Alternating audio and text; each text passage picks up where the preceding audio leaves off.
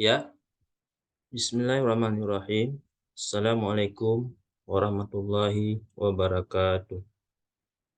Apa kabar anak-anak? Nah, hari ini Bapak akan membahas tentang menganalisis produk perundang-undangan. Pengenalan produk perundang-undangan. Undang-Undang Dasar 1945. Ketetapan Majelis MPR, Undang-Undang, Peraturan Pemerintah Pengganti Undang-Undang, Peraturan Pemerintah, Keputusan Presiden, Peraturan Daerah. Sumber perundang-undangan dalam Undang-Undang Nomor 12 Tahun 2011 tentang pembentukan peraturan perundang-undangan ditegaskan bahwa Pancasila merupakan sumber dari segala sumber hukum negara. Dengan demikian, keseluruhan hukum termasuk di dalamnya peraturan perundang-undangan harus didasarkan pada Pancasila. Berikutnya, proses pembuatan undang-undang. Yang pertama, perencanaan RUU Bab 2 Bagian Kedua Perpres 87/2014. Yang kedua, penyusunan RUU Bab 3 Bagian ke-1 Perpres nomor 87/2014. Yang ketiga, pembahasan RUU Bab 4 Bagian ke-1 Perpres nomor 87/2014. Yang keempat, pengesahan penetapan RUU menjadi Undang-Undang Bab 5 Bagian ke-1 Perpres nomor 87/2014 dan pengundangan UU Bab 6 Bagian ke-1 Perpres 87/2014. Nah, berikutnya interpretasi undang-undang. Interpretasi undang-undang adalah proses di mana pengadilan menafsirkan dan menerapkan undang-undang, disebut juga konstruksi undang-undang. Nah, berikutnya implikasi undang-undang terhadap masyarakat.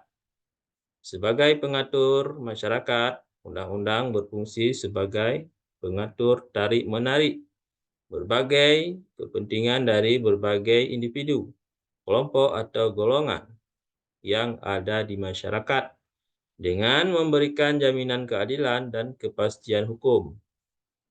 Berikutnya, undang-undang dan perniagaan. Undang-undang tentang perdagangan memuat materi pokok sesuai dengan lingkup pengaturan yang meliputi perdagangan dalam negeri, perdagangan luar negeri, perdagangan perbatasan, standarisasi, perdagangan melalui sistem elektronik, perlindungan dan pengaman perdagangan, pemberdayaan koperasi serta usaha mikro kecil. Pematuhan undang-undang. Apa itu kepatuhan terhadap peraturan? Kepatuhan terhadap peraturan adalah proses mematuhi undang-undang, peraturan, standar, dan aturan lain yang ditetapkan oleh pemerintah dan badan pengatur lainnya. Pertikaian undang-undang. Pertama, pencegahan konflik dilakukan dengan upaya memelihara kondisi damai dalam masyarakat, B. mengembangkan sistem penyelesaian perselisihan secara damai, C. meredam potensi konflik, D. membangun sistem peringatan dini, E. menghargai pendapat dan kebebasan orang lain.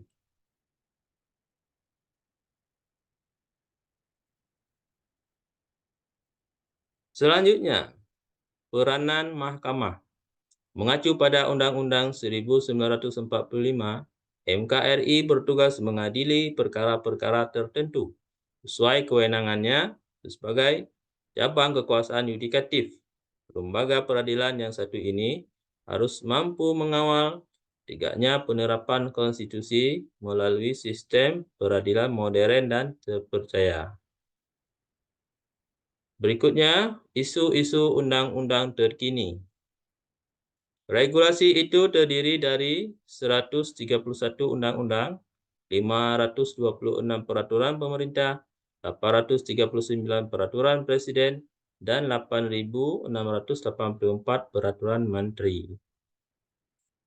Simpulan, secara umum tujuan pembentukan perundang-undangan adalah mengatur dan menata kehidupan dalam satu negara, supaya masyarakat yang diatur oleh hukum itu memperoleh kepastian, kemanfaatan, dan keadilan dalam kehidupan bernegara dan bermasyarakat. Terima kasih. Nah, untuk hari ini Bapak kira sudah cukup. Untuk minggu ke depan kita sambung dengan materi yang berbeda. Cukup Bapak akhiri. Assalamualaikum warahmatullahi wabarakatuh.